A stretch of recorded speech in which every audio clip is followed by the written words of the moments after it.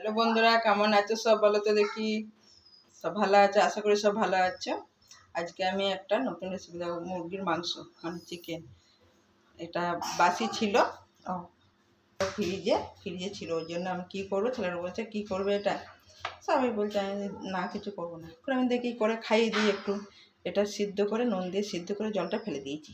এবার আমি আস্তে আস্তে করে এগুলো সব ছাড়িয়ে নেবো, হাড্ডি থেকে সব ছাড়িয়ে নিচ্ছি। হ্যাঁ বন্ধুরা, এই যে মাংস থেকে ছাড়িয়ে নিলাম, হাড্ডিগুলোকে বেঁচে ফেলে দিয়েছি, নাহলে তো আবার দাঁতে লাগবে। হাড্ডিগুলোকে ফেলে দিয়েছি। এবারে আমি কড়াইয়ে একটু তেল দিলাম, ওটা শুকনো লঙ্কা আমি এতে ভেজে নিলাম, লবঙ্গ দিয়ে দিলাম। এবার এটা তুলে নিলাম জায়গায়, ভাজা হয়ে গেছে, আমি তুলে নিলাম। আমি একটু করে ফেলে নিয়েছি, এটাও আমি একটু তেলের উপরে দিয়ে দিলাম।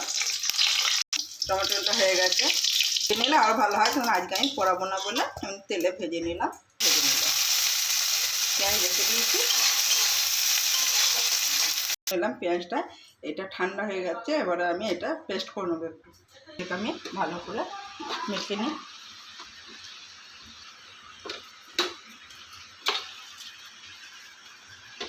আমি নুন দিয়ে দিলাম, প্রয়োজন মতন নুন দিয়ে দিলাম। আদাটাও দিয়ে দিলাম, যেটা ভেজে রেখেছিলাম পেস্ট করলাম, ওটাও দিয়ে দিলাম। জল দিয়ে দিলাম। এতে আমি কটা কুচনো পেঁয়াজ দিয়ে দেবো। হ্যাঁ, একটু ভিনেগার দিয়ে দিলাম, কালারের। হ্যাঁ, কালারও হয় এবং সেন্টটাও ছাড়ে ভালো। 2 চামচ সুজি দিয়ে দিলাম। আবার একবার একটু মেখে নিলাম। এবার আমি এতে বেসন দেবো। হ্যাঁ, এটা আমি 2 চামচ বেসন দিয়ে দিলাম। বেসনটা আমি অল্পই দিচ্ছি। এটা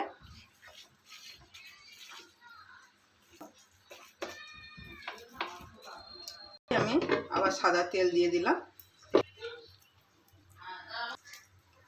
দিয়েছি, তাহলে ভিতরে করে তেলটা যাবে। আমি আস্তে করে একটা করে উল্টিয়ে দেবো। ভাজা হয়ে গেছে, এবার আমি তুলে নিলাম। এখন গরম ভেজে নিই।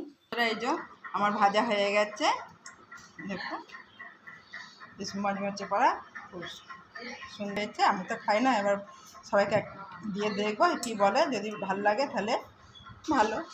আমার রেসিপিটা ভালো লাগলে লাইক কমেন্ট,